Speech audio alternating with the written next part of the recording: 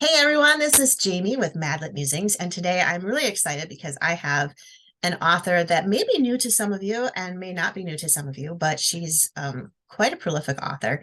Her name is Candace West, and I'm really glad to have you here, Candace. Glad to be here. Thank you for having me. Yeah, no problem. So first and foremost, I'm just going to call it out there and I'm going to put it out there for everybody to know. I'm from Wisconsin, and our accents sound very different. So Yes, tell us a little bit about you and where you're from and a little bit about your books. I am from Arkansas, the deep south. I'm actually in the southeast corner of Arkansas, so I'm as pretty much as southern as you can get. And I write historical Christian fiction, and it is usually set in Arkansas and in the Ozarks, particularly because that's my favorite region of my home state. And so um, I write early 20th century, and also I have a Civil War era book. Mhm. Awesome. So how many books have you written? I'm trying to remember. I've written four novels, and then I have some short stories in a anthology collection that I write with the Mosaic collection. That's right. Okay. That's awesome. I love it. So what do you like? I mean, Civil War history, the Ozarks, historical romance.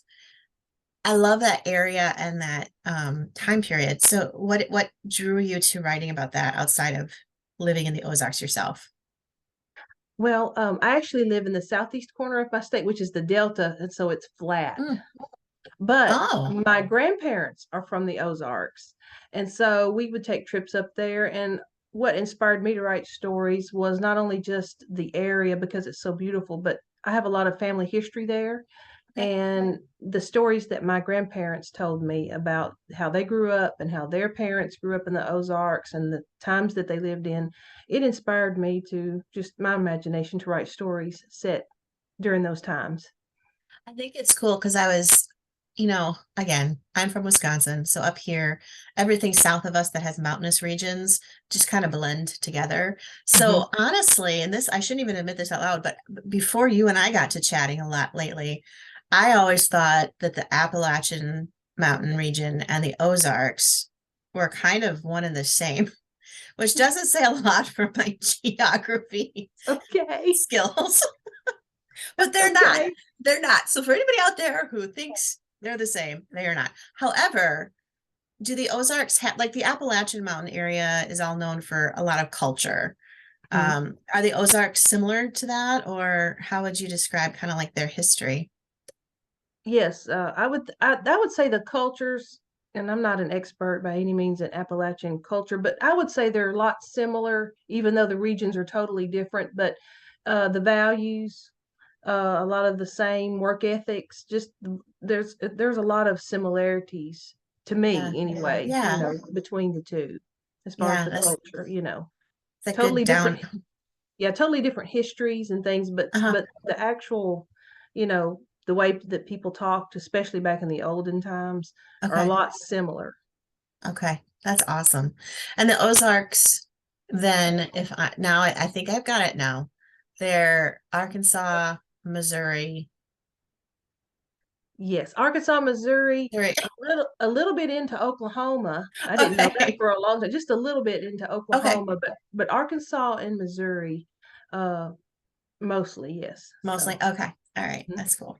Now you And like, then within Arkansas, there are actually you have the Ozarks, then the Ouachita Mountains, and the Boston Mountains. So you've got like little regions. Yeah, it's oh, in between and with the Ozarks. So now the Boston Mountains, that'll throw you if, because I right, think Boston, Massachusetts, which is quite right, northeast of where you're at. So yes, I'm and I don't interested. know, and I don't know why it's called that. I was going So to ask, yeah, now we have to go through another history lesson and find out why hmm it's called Boston yes, Mountains.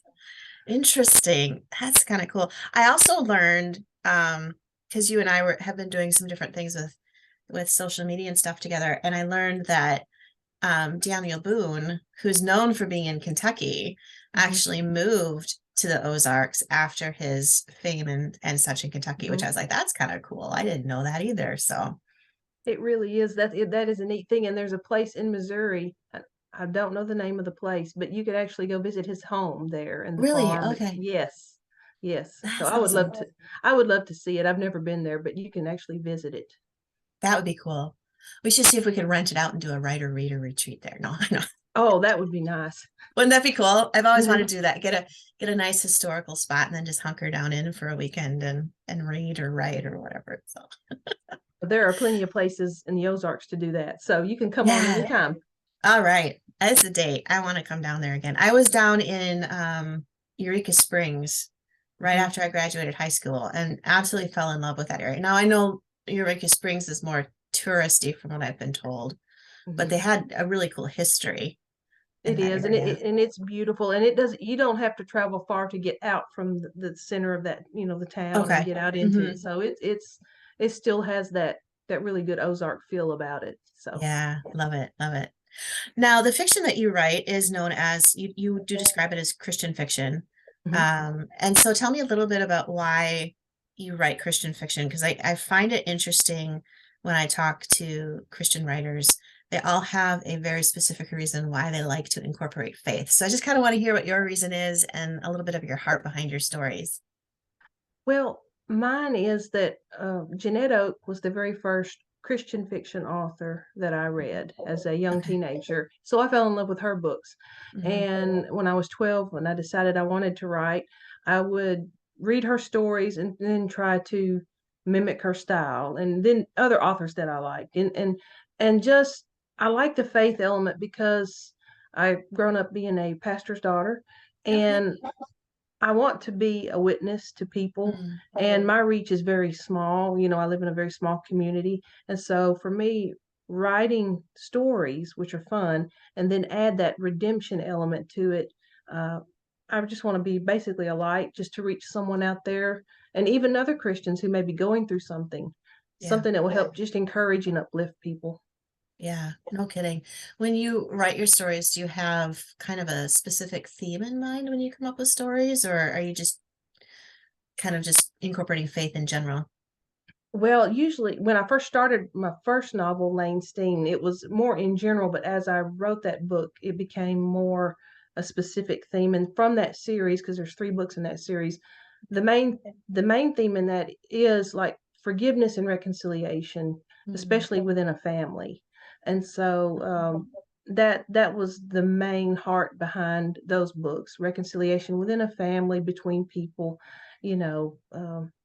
And so I wanted yeah, people to know that God can heal yeah, any wound that we have. yeah. Well, and that's a topic that I think a lot of readers would relate to because it seems like there's so much family dysfunction, Hmm. unfortunately, Hmm. in the world today and areas Yes. for family reconciliation. Why did you kind of steer in that? What's the story a little bit about that took you in that direction? The Lane Steen was inspired by my granny, who her mother went through a very traumatic childhood. And so Okay. so it was inspired by her. It's not by any means based on her life, but the things that Mhm. she went through inspired that story. And so it was just for her, for Lane, it was for Lane, her character, it was a time for her to learn about God's love for her, because she felt like she was worth nothing. Mm. And then how, when she discovered that, then how could she find forgiveness toward her father, who she considered worthless? So Oh, and it's how her father also discovers that God has a plan for him as well. So oh, wow. That sounds deep. Um, you said that you kind of based it off your grandmother's life. Obviously it's still fictional, but did your family, when you published the books, did they notice similarities in pulling from family history? And yes, did they like that or? yes, my mom and dad did. Yes, Mhm. my by the time I published the first book, my two grandparents had already passed away, Okay. and so the ones that really inspired me to write. And anyway, but Hmm. yeah, they did. You notice little things in there that are hidden, Hmm. and Hmm. so yeah, things Yep. like insider information. Yeah. Right, right. I have one book, and I'm trying to remember. I think it's Echoes Among the Stones. There's a grandmother character in the book, and she has a couple phrases that she says that Hmm. when the family read it, they're like, "Oh, that's Grandma Lola," They Yes. just knew right away it was her voice that I was kind of infusing, even though nobody Mhm. else would have recognized it. That's exactly like in the first book. I have a phrase that my great grandmother used. It was root hog or die, and so that's what her father told her when he abandoned her. And so I put Oh, that in the book. And so yeah, so same kind of thing there. wow. Root hog or Root hog die? or die. Yes, Now, I where thought does that come from? that is an old Arkansas expression. And basically, my great grandmother, when her father abandoned her when she was 12, left her with an uncle, and she asked him, "What am I going to do?" And he said, "Root hog or die." Basically, Huh. that means you do whatever you have to do to scrape and survive, or you don't. And that's Wow. what it means. It's kind of a cold expression. So Yeah. And she was left at 12 years old. at 12 years old. And so she always told my granny, which was her daughter, and her other Mhm. children, I've been rooting hog ever since. So Oh, she sounds like a plucky lady. she was. I never knew her, but in my mind, she is so alive to me because I've heard so many stories about her. So yeah, Yeah. she was. She was a very strong Yeah. lady. Did her mom, I'm sorry if I'm asking too many personal questions, but it's intriguing family history. Did her mom, was she not in the picture at the time that her dad left her? Her mother died. Oh, We okay. don't even know where she is buried. We have looked Mm, and tried to trace, but and tried to look through records. But when she was a baby, her mother died, and so her okay. father remarried when she was around 5, and the stepmother was very abusive to her. Mm, And so from those dynamics, then her father finally just dropped her off with an uncle and told her to root hog or die. So yeah. wow. Hmm. Wow. And so is that the story then that you based Lane Steen, your novel Lane Steen off of? Just very loosely, the Okay. inspiration, because Lane is a story of a girl who discovers when she's 16 that her father actually kidnapped her from her mother. It is her biological father, but she didn't realize that she had a living mother and a Okay. sister, and I won't give very many spoilers to that, in Yeah. a totally different place. And so it's her Okay. journey of finding her family. Yeah. Wow. Oh gosh, this is so cool. This sounds so exciting. Um, I just love family history too, and family legacy. Um, and it sounds like you and your family have found a lot of value in family legacy. How do you think family legacy and faith impacts generations that are yet to come, like your own children and your grandchildren? Oh wow. There's a deep I question for you. Yeah, it is. It is. I consider our family legacy, and this comes from both sides, my mom's side and my dad's side, Mhm. rich in faith, because I can see where when I look back in the stories from my dad's side and from my mother's side, and how that their parents found the Lord and their grandparents found the Lord, and how they passed that faith and taught their children, and the decisions that they made based on their faith, how it has affected each generation in different ways. Like on my dad's side of the family, because his grandfather was saved after he Okay. was a young man, and then Yeah. in turn my grandfather got saved, and then my dad was saved and called to preach when he was young. And so Mm. out of that family have come a lot of grandchildren and cousins that are in the ministry today. There are missionaries in our family. Just the things that just decisions that people have made, and how it's like a ripple effect. That Yeah. is so I think that that is probably, to me, the best legacy is just, people living their Christian life, living the life, and then Right. sharing that with their children. Right.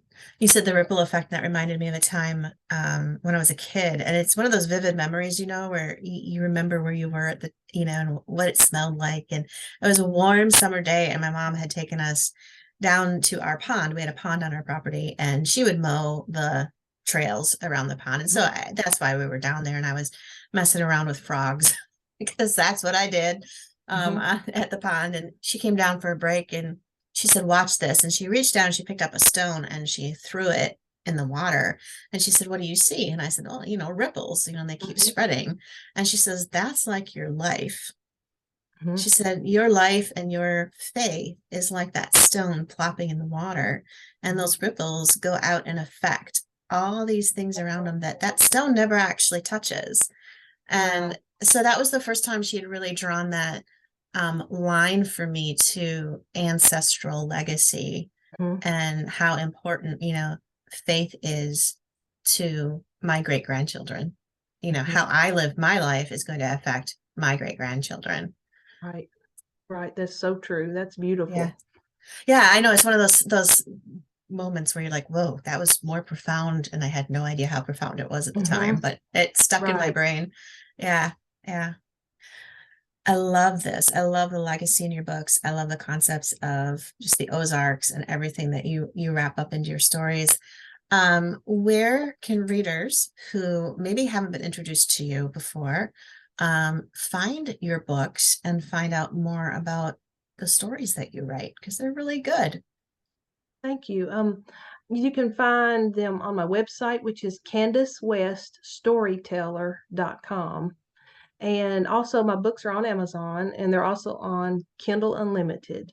And Okay. I have the Valley Creek Redemption series, which is 3 books, and then the Windy Mhm. Hollow series, which I've just started, has 1 book in it. But and then I also write with the Mosaic Collection. You can go. We're a group of authors, and we're all independently published, but we all are under one brand, and we promote one another's work. And Mhm. if you go to, like, they have a Facebook readers group page, and it's the Mosaic Collection Readers Okay. Group, and you can learn about all the authors there, and I'm one of them. And it's a good place to learn and find good Yeah. reads. Yeah. There's so many great reads out there. And that's why I love having authors on here so we can and find out of the treasures that are out there that we may not know about. So this is Right. great. Well, thank you so much for being on the podcast. This has been fast, but a blast. And it's been great having you here. Thank you for having me. I've really enjoyed it. It's been good questions. I hope so. Now we go build more family legacy. How about that? Yes, yes. So- Sounds good.